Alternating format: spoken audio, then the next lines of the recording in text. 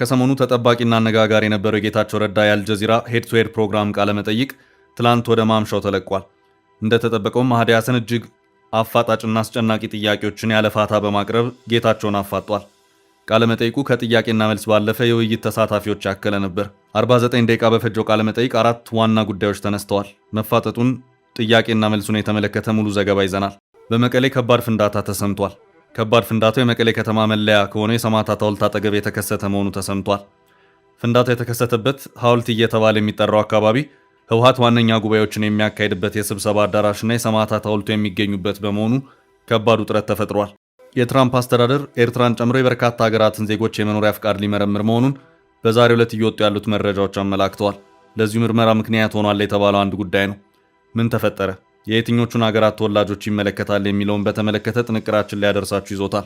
ኤርትራ በአንድ ከፍ ያለ ዓለም አቀፍ መድረክ ላይ ተማጽኗን አሰምታለች። ይህ ነገር አያስኬድም፣ ብዙ እንቅፋትን ይፈጥራል፣ አስቡበትም ብላለች። በምን ጉዳይና የት የሚለውን አካተን በጥንቅራችን ይዘነዋል። የብሔራዊ መረጃና ደህንነት አገልግሎት ከ100 ቢሊዮን ብር በላይ አጭበርብረዋል ያላቸውን ተጠርጣሪዎችን መያዙን ገልጿል። የመቀሌው ከባድ ፍንዳታ። በመቀሌ ከባድ ፍንዳታ ተሰምቷል። ከባድ ፍንዳታው የመቀሌ ከተማ መለያ ከሆነ የሰማዕታት ሐውልት አጠገብ የተከሰተ መሆኑ ተሰምቷል። ፍንዳታ የተከሰተበት ሐውልት እየተባለ የሚጠራው አካባቢ ህወሓት ዋነኛ ጉባኤዎችን የሚያካሂድበት የስብሰባ አዳራሽና የሰማዕታት ሐውልቱ የሚገኙበት በመሆኑ ከባድ ውጥረት ተፈጥሯል። ፍንዳታው ከመቀሌ ዩኒቨርሲቲ ቢዝነስ ካምፓስ አጠገብ የተከሰተ ሲሆን ሁኔታው አስደንጋጭ እንደነበር የከተማዋ ነዋሪዎች ገልጸዋል። ቢቢሲ ትግርኛ ይፋ ባደረገው መረጃ መሰረት ይህ ፍንዳታ የተከሰተው ትላንት ምሽት 4 ሰዓት ተኩል ሲሆን በመቀሌ ከተማ አዲ ሐቂ ክፍለ ከተማ የተከሰተ መሆኑ ተመልክቷል። ፍንዳታው ከባድና ከፍተኛውን የመሬት ንዝረትን ያስከተለ እንደነበር ዘገባው አክሎ ገልጿል። ፖሊስ ለቢቢሲ እንደገለጸው ፍንዳታ የተከሰተው በመቀሌ ዩኒቨርሲቲ ቢዝነስ ካምፓስ የላይኛው በር አካባቢ መሆኑን ገልጿል። እንደ ፖሊስ ገለጻ በፍንዳታው ሰው ላይ ምንም አይነት ጉዳት አልደረሰም።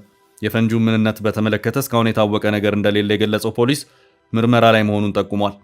ፍንዳታው ከባድ ድንጋጤን የፈጠረባቸው ነዋሪዎች በስጋት ውስጥ እንደሚገኙ ዘገባው አመልክቷል።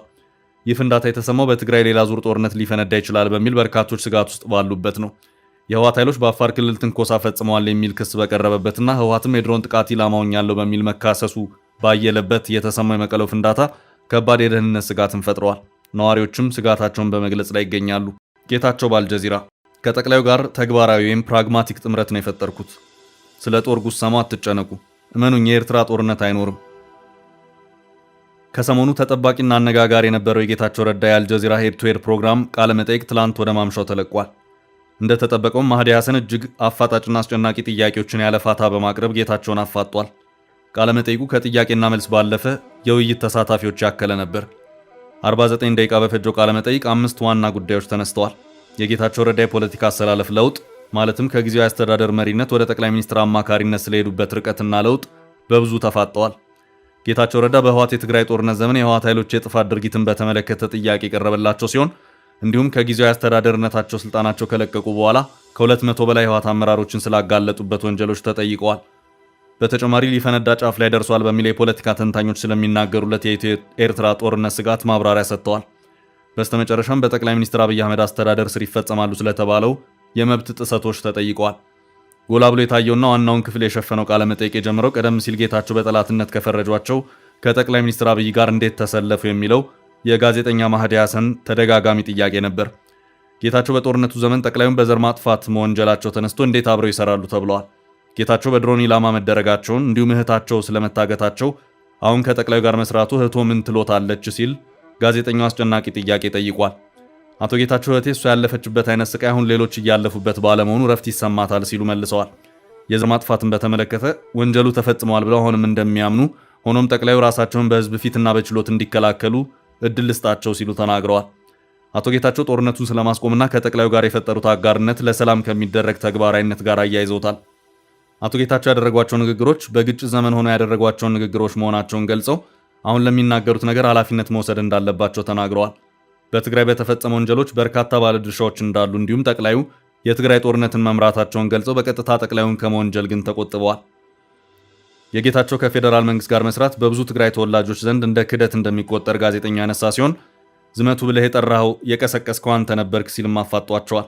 አቶ ጌታቸው ህዝቡ ራሱን ለመከላከል ጦርነቱን መቀላቀሉ ትክክል እንደነበር የገለጹ ሲሆን አመራሩ የተሳሳተ ስሌት በመስራት ህዝቡ እንዲጎዳ ማድረጉን አምነዋል። ኃላፊነቱን መቃብር እስክገባ አሸከማለሁ፣ እንዲህ አይነት የተሳሳተ ስሌት እንዳይደገም በሙሉ ኃይሌ እሰራለሁ ብለዋል። የህወሓት ኃይሎች በአፋርና አማራ ክልል ስለፈጸሙት ወንጀል ጋዜጠኛው ያነሳ ሲሆን ቤት ለቤት ግድያ ስለመፈጸሙ የአንድ ሰው ምስክር አሰምቷል። በጊዜው ጌታቸው የቅዠት ውጤት ነው ሲሉ መካዳቸውን በማንሳት ጠይቋል። አቶ ጌታቸው በጊዜው ስርዓታዊ ወንጀል አለመፈጸሙን ውሳኔያችንን እየተከላከልኩ ነበር ያሉ ሲሆን እዚህም እዛም ከእዝ ውጭ ሆነው ጥፋት ያደረሱ ነበሩ፣ በዚህ የድርሻ ኃላፊነቴን እቀበላለሁ ሲሉ ተሰምተዋል። ከጊዜያዊ አስተዳደር ስልጣን ከለቀቁ በኋላ 231 የህወሓት አመራሮችን በህገ ወጥ የሰው አዘዋዋሪነት መወንጀላቸው የተነሳ ሲሆን አንተ እንደሌለህበት ምንም እናውቃለን የሚል ጥያቄ ቀርቦላቸዋል። ጌታቸውን የለውበትም ያሉ ሲሆን ወንጀሉን ቀድመው ያላጋለጡት የህወሓትን አንድነት ለማስጠበቅ ነበር ሲሉ መልሰዋል። በወልቃይት ጉዳይ ጥያቄም የቀረበ ሲሆን ከደመቀ ዘውዱ ጋር መገናኘታቸውን በክህደት ተነስቷል። ጌታቸው ግጭትን መፍታት ከፈለግ ስልጣን ካላቸው አካላት ጋር መነጋገር አለብህ፣ የፌዴራል መንግስት የአካባቢውን የአማራ አስተዳደር ማፍረስ እንዳለበት አምናለሁ ብለዋል። ተፈናቃዮቹ እንዲመለሱ ምቹ ሁኔታ ለመፍጠር ከደመቀ ዘውዱ ጋር መስራቴ ግድ ነው ሲሉ መልሰዋል። እየጨመረ ስለመጣው የኢትዮ ኤርትራ ውጥረት በቃለ መጠይቁ የተነሳ ሲሆን ጌታቸው የኤርትራ ሉዓላዊነትን የሚጥስ ድርጊት በኢትዮጵያ መንግስት ይፈጸማል ብለው እንደማያምኑ አስረድተዋል። እመኑኝ ጉዳዩ ወደ ጦርነት አያመራም ብለዋል። ጠቅላይ ሚኒስትር አብይና ፕሬዝዳንት ኢሳያስ ግጭቱን ለማርገብ መንገድ ይፈጥራሉ ሲሉ ነው የተከራከሩት። ጋዜጠኛ መሐዲ ሐሰን ግን ጠቅላይ ሚኒስትር አብይ የታሪክ ስህተትን የማስተካከል አጀንዳ አለው፣ ኢትዮጵያ ተቆልፎባት እንደማትኖር 1,000,000% እርግጠኛ ነኝ ሲሉ ተናግረዋል። በኢትዮጵያ በኩል የጦር መነሳሳት አለ ሲል ጠይቋል። ጌታቸው ረዳ ስለ ጦር ጉሰማው አትጨነቁ ሲሉ በአጭሩ መልሰዋል። ጋዜጠኛ መሐዲ ግን ጉዳዩን በቀላል ማለፍ አልፈለገም። ጠቅላዩ የንጉሳውያን አባዜ ያለባቸው ወደ ኤርትራ ዋና ከተማ አስመራ ዘምቶ የመያዝና ቀይ ባህርን ድንበር የማድረግ ፍላጎት አላቸው ስትል የተናገርከው ራስህ ነህ ሲል ጌታቸውን አፋጧል። አቶ ጌታቸው ከአብይ የኢትዮጵያን ታላቅነት የመመለስ ፍላጎት ጋር ችግር የለብኝም ያለ ሲሆን ወደ ግጭት እንግባ ከተባለ ነው ችግር የሚኖረው ብለዋል። በስተመጨረሻው በጠቅላይ ሚኒስትር አብይ አህመድ አስተዳደር ስር ስላለው የመብት ጥሰትና የሰብአዊ አያያዝ ጥያቄ ለጌታቸው ቀርቧል።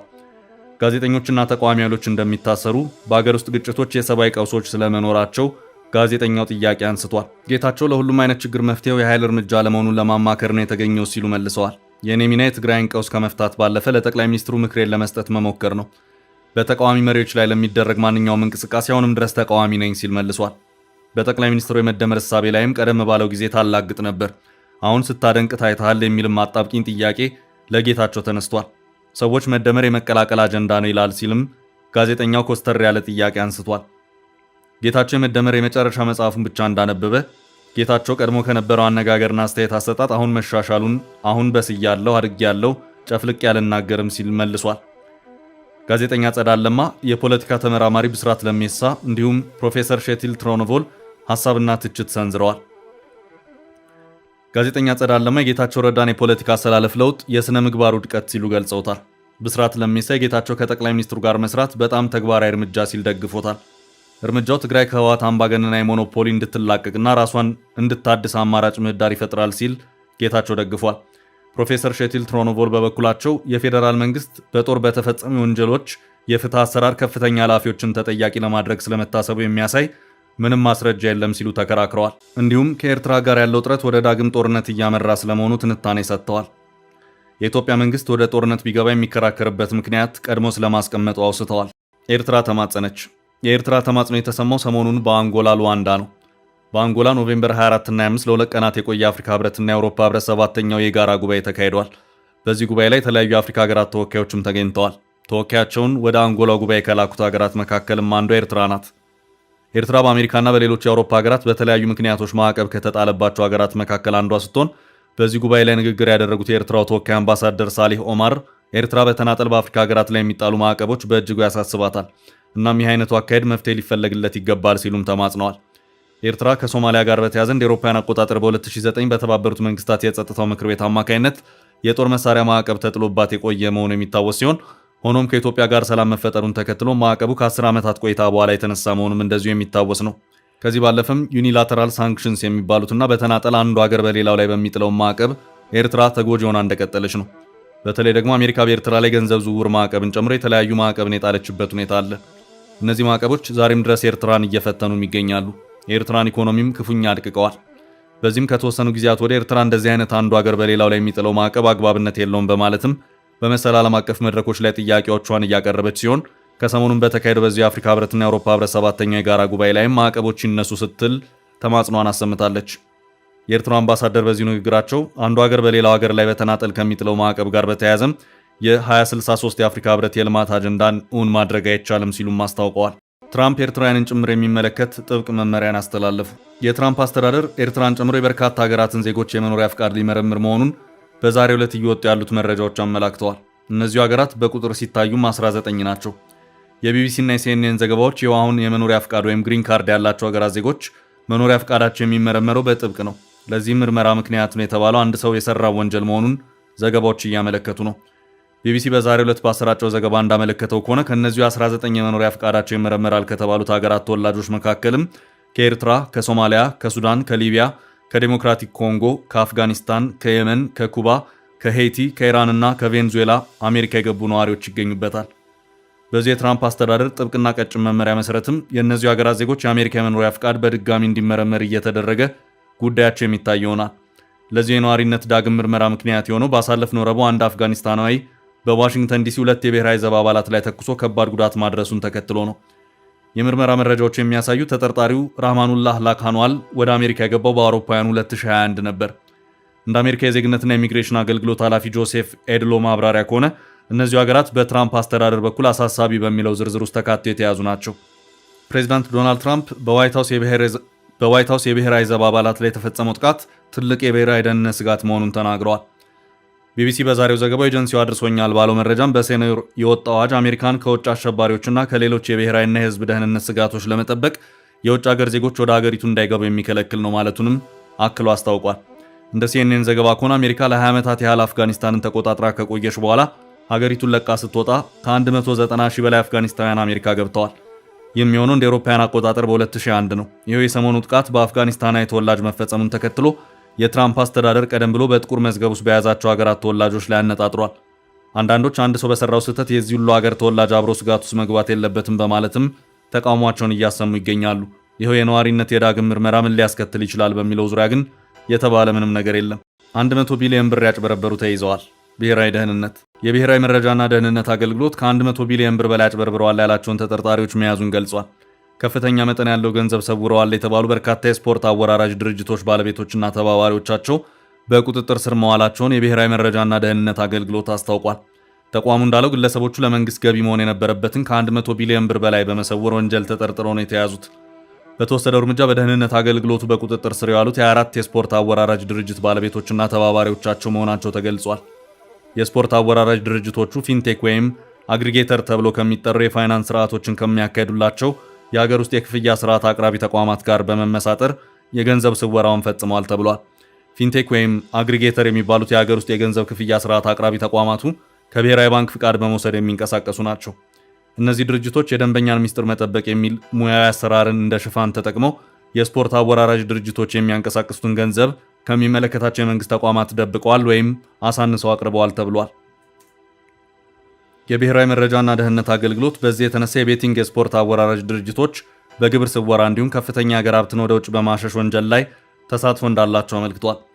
የብሔራዊ መረጃና ደህንነት አገልግሎት፣ የፋይናንስ ደህንነት አገልግሎት፣ የኢትዮጵያ ፌዴራል ፖሊስ፣ የአዲስ አበባና የድሬዳዋ ከተማ አስተዳደሮች የጸጥታ አካላት ግለሰቦቹን በቁጥጥር ስር ለማዋል በጋራ መስራታቸውም ተገልጿል።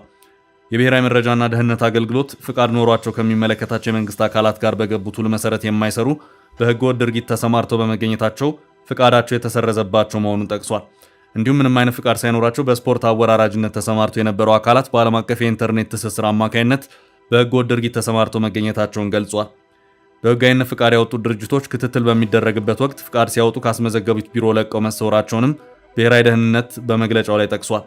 መግለጫው አክሎም የቤቲንግ የስፖርት አወራራጅ ድርጅቶች በተለያዩ የገንዘብ ክፍያ ስርዓቶች አማካኝነት የሚሰበስቡትንና የሚያዘዋውሩትን የገንዘብ መጠን መሰረት ያደረገ ግብር አለመክፈላቸውን እንደደረሰበት ገልጿል። የተለያዩ ሀገራት ዜግነት ያላቸው ግለሰቦች ጭምር ከኢትዮጵያ ውጭ ሆነው ሀገር ውስጥ ለሚገኙ ተባባሪዎቻቸው ውክልና በመስጠት ህገወጥ ድርጊቱን ሲፈጽሙ መቆየታቸውን እንዲሁም ውጭ ሀገር የበለጸጉ ሶፍትዌሮች ጥቅም ላይ መዋላቸውና ድርጅቶቹ ቋሚ አድራሻ የሌላቸው መሆኑ ወንጀሉን ውስብስብና ለቁጥጥር አስቸጋሪ አድርጎት እንደቆየ ገልጿል። ምንም እንኳን ጉዳዩ ውስብስብ ቢሆንም የደህንነት ተቋሙ ከሌሎች የመረጃና የጸጥታ አካላት ጋር በመተባበር ተጠርጣሪዎቹን መያዙን አመልክቷል። በክሪፕቶ ከረንሲና በተለያዩ ዓለም አቀፍ የሐዋላ ገንዘብ ማስተላለፊያ አማራጮች አማካይነት የሚያገኙትን ገቢ በውጭ ምንዛሬ በመቀየር ሲሰውሩ እንዲሁም ከሀገር እንዲወጣ ሲያደርጉ ቆይተዋል ሲል መግለጫው ጨምሮ አስታውቋል።